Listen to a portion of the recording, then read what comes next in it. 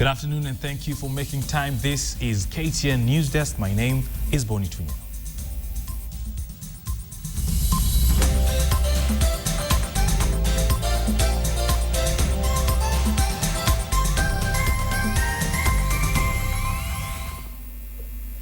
We kick off this bulletin at the NCIC headquarters here in Nairobi, where we do understand controversial activist and TNA activist Moses Kuria is expected, or rather is already at the NCIC, to record a statement regarding a post he made on social media. And KTN's Ian Mafula joins us now by way of telephone. Ian, what exactly is Moses Kuria doing there? Thank you, Tunya. We've been here since 10 a.m. Moses Kuria came at about 11 a.m. With, I think, his lawyers. And he is allegedly summoned over the Facebook post he made on the 18th of this month. The post, if I can just quote words from it, suggested that violence against perceived terrorists, sympathizers and their finances, and those who had issued travel advisories should be carried out. This was, of course, not taken lightly by a section of members of the public and, of course, leaders, as it came out as incitement. So perhaps he has been summoned here to explain what he meant by that post and actually give facts as to why he was claiming such allegations. Because if you had a look at the comments made in that post, it came out that tribal comments and all sorts of hate speech. So this was seen as incitement. So we are still yet to really know why he's here, but this is what word on the corridors of this office is saying, and we shall keep you updated. We were also informed that former Vice President Kalonzo Musyoka was expected to, was also summoned here, but up to now he has not come, so we are still waiting to see if he'll also make an appearance. It is also expected that he was summoned because of the case he had with a journalist called Morevi. So, Ian, this is not really a legal procedure. It's questioning that may or may not lead to being charged. Yes, it's just questioning and basically him explaining himself as to why he had to make such a post. All right, many thanks, Ian Mafula. As and when the former Vice President Kalonzo Musyoka checks in at the NCIC, we'll be able to get that information out to you. Many thanks, Ian. Moving on. A ward representative in Kisumu County has received death threats after leaflets were dropped in her ward threatening to end her life in 2 months if she did not implement specific projects. Caroline Owen, who represents Kisumu North Ward, said the leaflets were scattered along a path leading to a busy market center in her Kisumu North home. Now, the leaflets written in the Luo were signed off by a group calling itself the Youth Agenda and were later handed over to the police for investigation. The group demanded construction of some roads, completion of a hospital and implementation of wards youth in their threat. I only wait to see that by the end of the financial year in June, what has the executive done on them. Now what I wait for is security from the police, maybe armed security. So that is what has not come.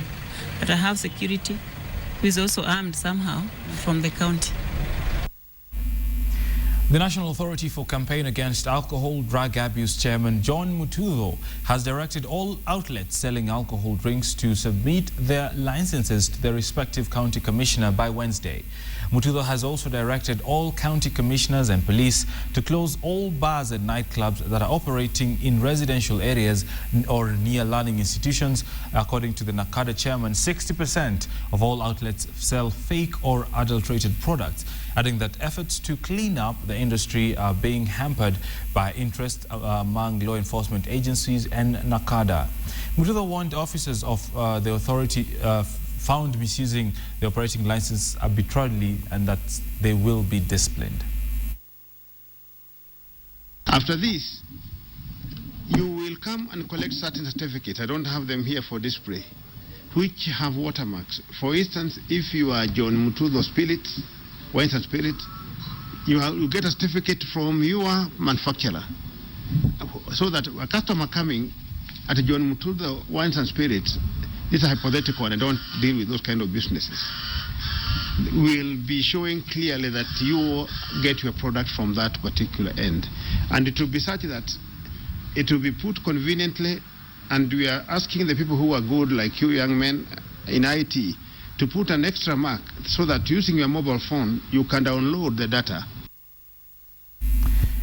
We'd stay with matters of alcohol, and 3 people, among them an elderly woman, have been arrested in connection with the illicit brew in Sarambei area, that is in Rongai district of Nakuru County. The 3 from one family were cornered following a tip-off by members of the public. According to the residents, the move comes following increased cases of deaths among young people in the area due to consumption of illicit brews. 3 deaths allegedly caused by the brew are said to have occurred within a month. Residents have vowed to continue with the operation until all illegal drinking dens are closed. They also call on local authorities, called out them for laxity in curbing the vice. The suspects are held at the Menengai police station.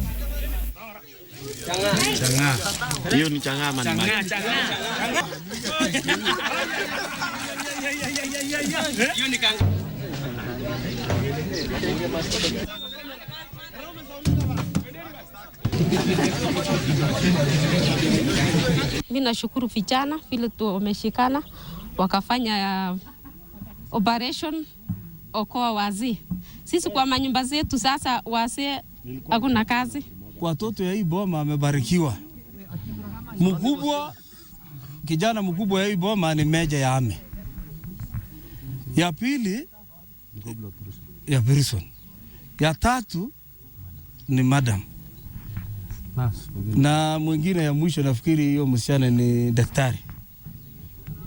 Na wanaendelea na hii pombe hii. Kuwa watu innocent. Kumaliza watu. Ndiposa raia wamechukua nafasi leo kusema sisi tunafanya operation okoa watu. Kama wengine wanafanya okoa operation inji, sisi tunasema okoa operation watu. Sasa tumefanya hii kazi. Tuokoe raia kwa sababu hii imekuwa ni kero.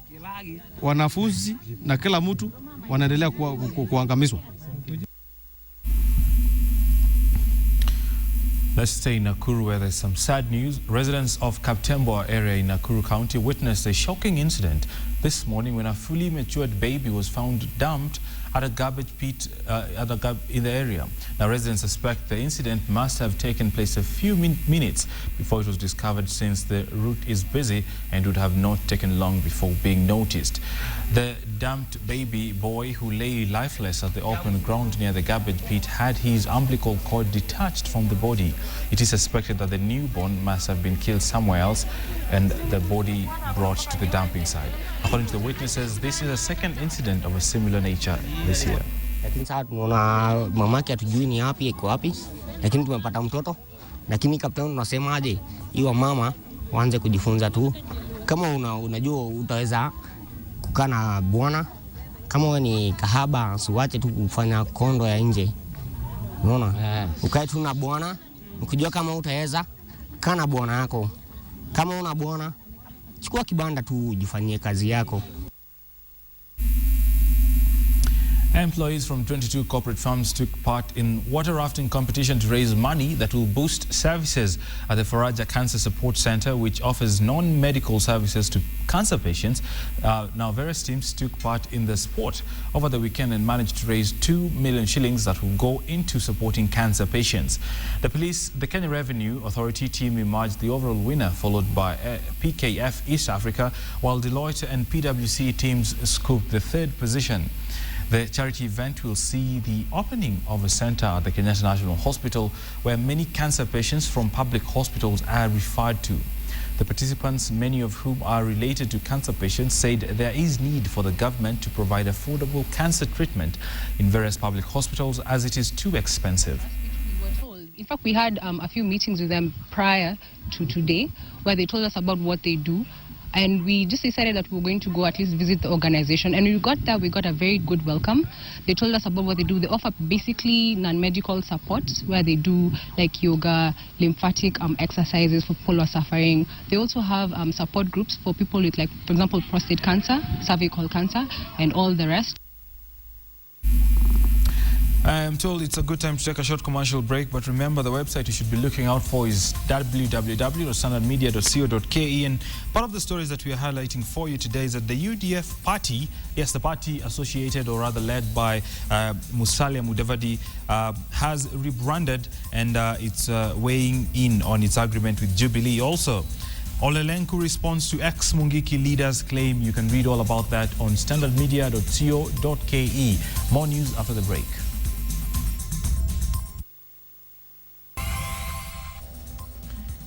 Welcome back. This is KTN News Desk. The Union of Public Universities in Kenya wants embattled Devolution Cabinet Secretary Anne Waiguru to be fully investigated and fired if found guilty of abuse of office. Led by the union chair Babu Owino of the University of Nairobi, the students' union says public office needs to be respected and public servants be held accountable for their decisions. The idea of mobilizing people of the same gender or of the same tribe to demonstrate against a member of parliament who is doing his job is uncalled for. We are stating, therefore, that Anne Waiguru should step aside for investigations. If she is found clean by the end of the day, she will be back. She should not be cowed by the fact that her conduct is under question. Therefore, she should come out clearly, and she should come out and step aside for the sake of Kenyans, because Kenyans are not at peace. Whatever is happening now is very much uncalled for. The law that we have, which is supreme, is the Kenyan Constitution. And therefore, an alarm has been raised that there is an abrogation of that Constitution. Therefore, what Kenyans and these young people are asking is not about our community, it's not about our party affiliation. It's about what is right. And if there are questions, then don't go ahead as a cabinet secretary to lobby women, poor women in the street to demonstrate on your favor. Don't go ahead to parliament to lobby fellow women parliamentarians to come and defend you. We want to see that defense after investigations are done and it states that you are now cleared. Even myself, I'll come out and defend you, Anne Waiguru. Right, the students have spoken. To some better news now, members of the disciplined forces in the Mount Kenya region yesterday converged for the annual joint Thanksgiving service.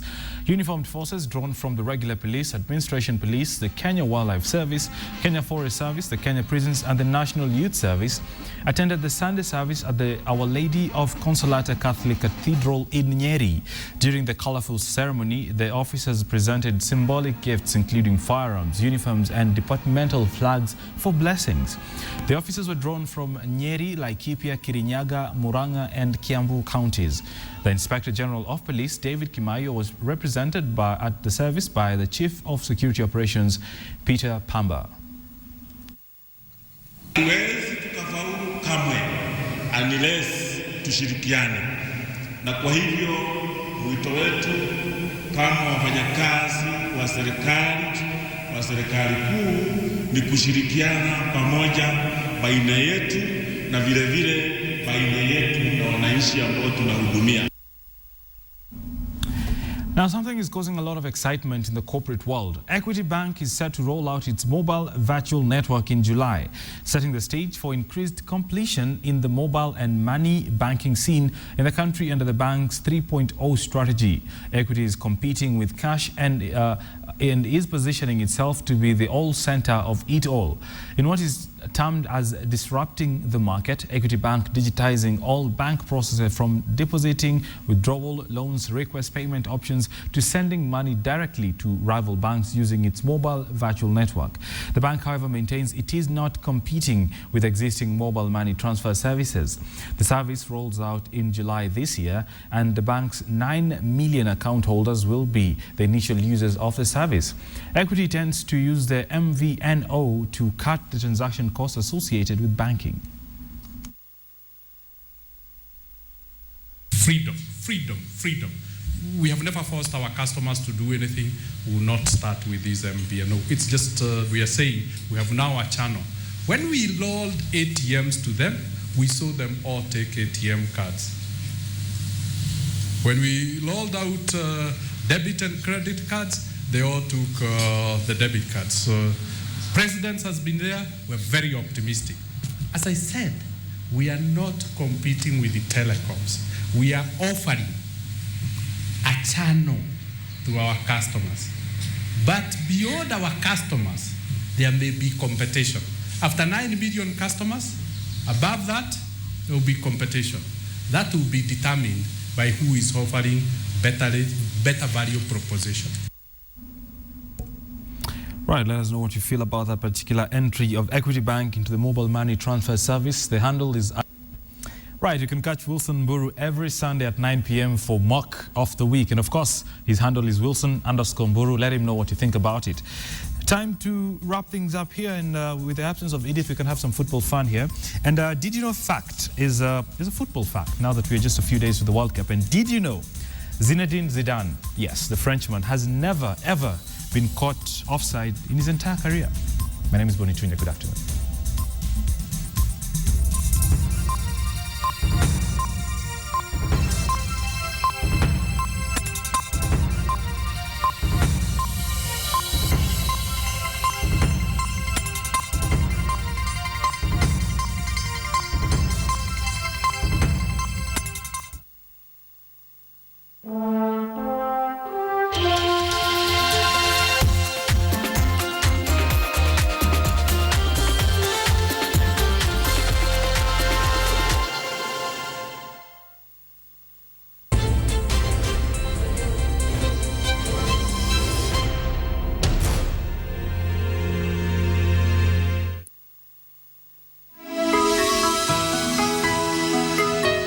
When a needle falls into a deep well, many people will look into the well, but few will be ready to go down after it. African proverb.